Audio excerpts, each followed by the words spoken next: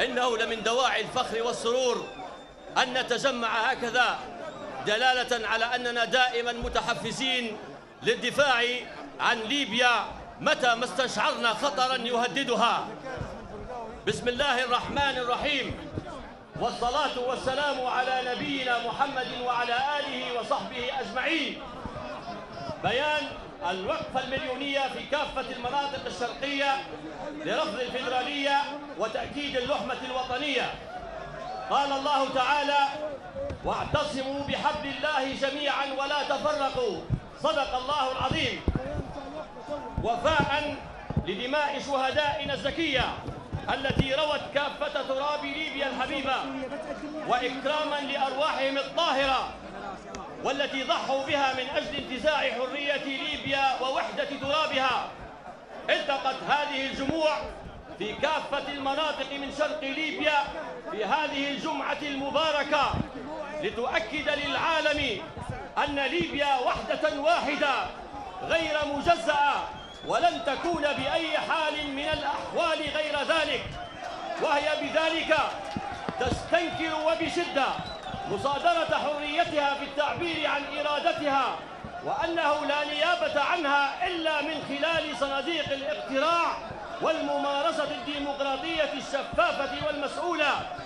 وهي موجودة اليوم لتثبت للعالم بأن البيان الذي صدر في الأيام القليلة الماضية باسم سكان إقليم برقة هو في الواقع لا يمثل سكان هذه المناطق، وإنما يعبر فقط عن رأي الأشخاص الذين قاموا على الإعداد له وإعلانه.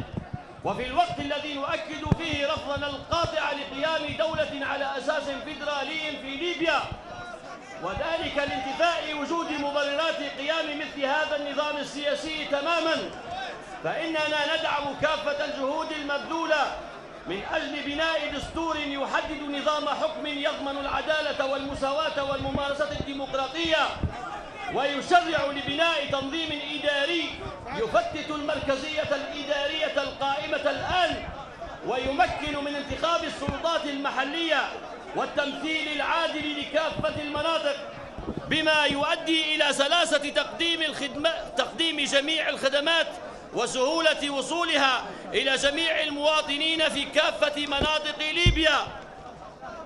وفي الوقت الذي نستنكر فيه وبشدة حضور ممثلين عن بعض القنصليات والمنظمات الأجنبية، نثمن ونقدر عالياً امتناع ممثلين لدول أخرى عن الحضور، كما أننا نسجل تقديرنا وامتناننا إلى جمهورية مصر العربية حكومة وشعباً، وذلك لموقفها من ذلك الإعلان كما جاء في بيان وزارة خارجيتها، وهو ليس بغريب عن شقيقتنا مصر. كذلك فإننا نتوجه بالشكر والتقدير إلى كافة دول العالم التي استنكرت ورفضت ما جاء في ذلك الإعلان.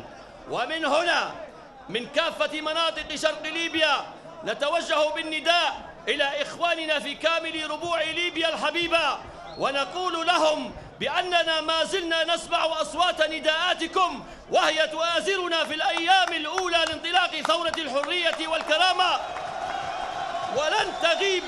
ولن تغيب عن أسماعنا ما حيينا الإجلال والإكبار لدماء شهدائنا الأبرار والمجد والخلود لأرواحهم الطاهرة. صدر في بني غازي الجمعة 9 من مارس عام 2012 جموع الليبيين في كافة المناطق من شرق ليبيا الرافضين للفيدرالية. الله أكبر، وليبيا واحدة موحدة. تكبير، الله أكبر. دقيقة بس، دكتور أسامة.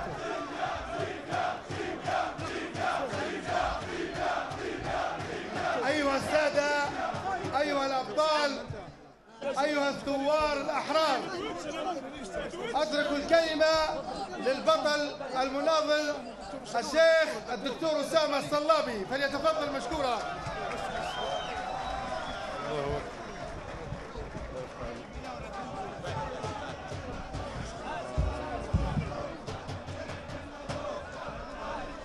الحمد لله رب العالمين،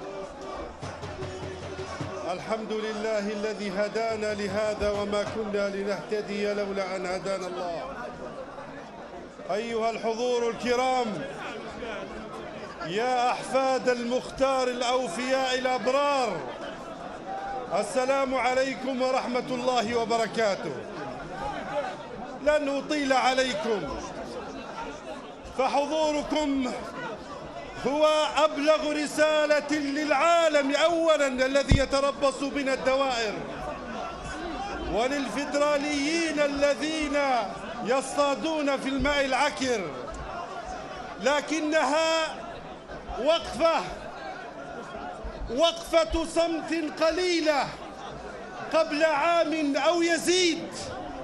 تسمعون صيحات التكبير عند كتيبة الفضيل، وتسمعون الشهداء وهم يزفون إلى الله. قبل عام أو يزيد هنا كان يصلى على الشهداء الأوفياء، وهذه صورهم معلقة. قبل عام أو يزيد سمعنا مصراتة وهي تنادي بالروح بالدم نفديك يا بنغازي. سمعنا الزاوية بالروح بالدم نفديك يا بنغازي. سمعنا الجبل بالروح بالدم نفديك يا بنغازي. سمعنا طرابلس في 20 يوم 20 بالروح بالدم نفديك يا بنغازي. هذه الوحدة الوطنية، هذه اللحمة القوية لن نفرط فيها بعد اليوم.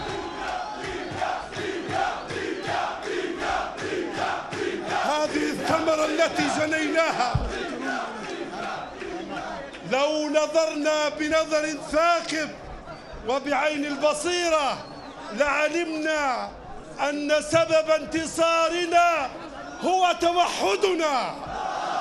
إن الله عز وجل عندما رأى صدقا في قلوبنا وصدقا في أقوالنا وصدقا في تضحياتنا عجل لنا بالنصر وألقى لنا الطاغية صيدا ثمينا يوم 20/10. أفبعد هذا يا إخوان يفرط في تلك الدماء؟ كيف يجرؤ هؤلاء هداهم الله؟ هذه خطوط حمراء. أولا واعتصموا بحبل الله جميعا.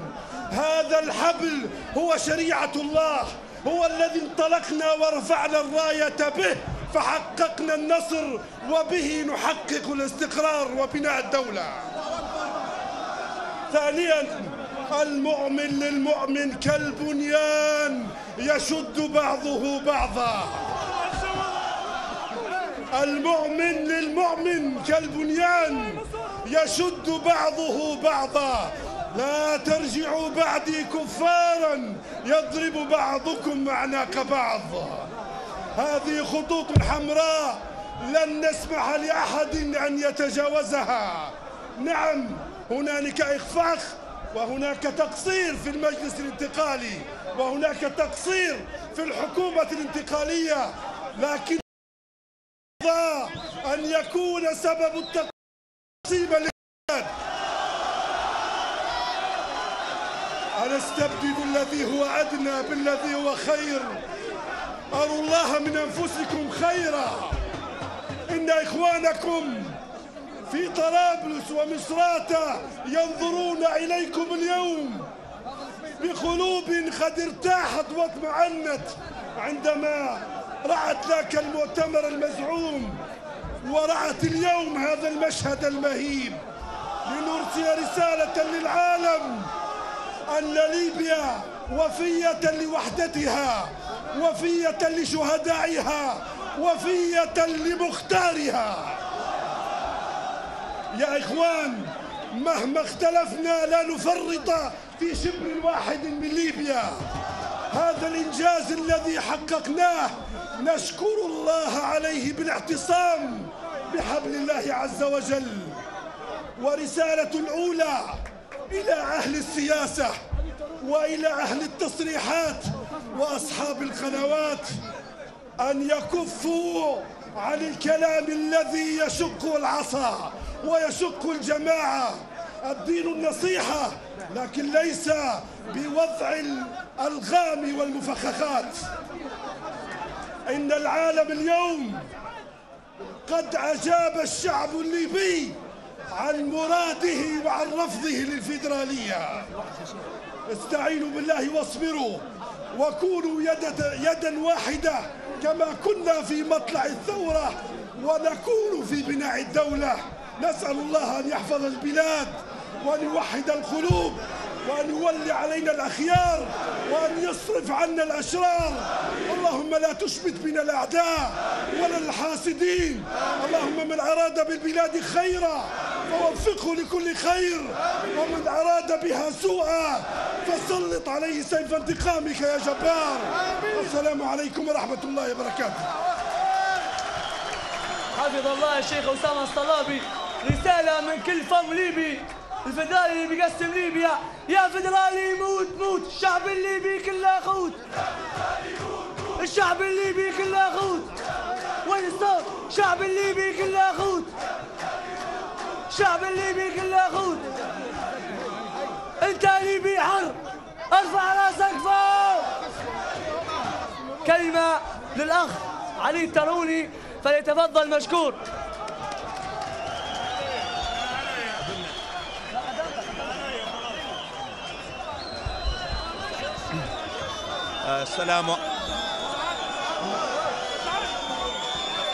السلام عليكم ورحمة الله وبركاته.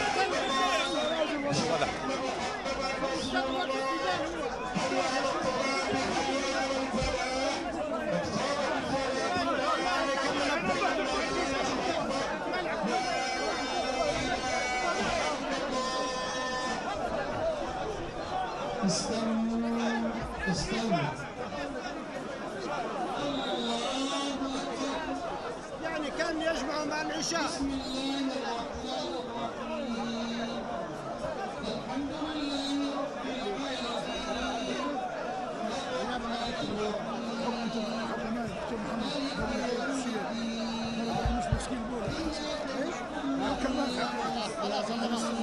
بعد ما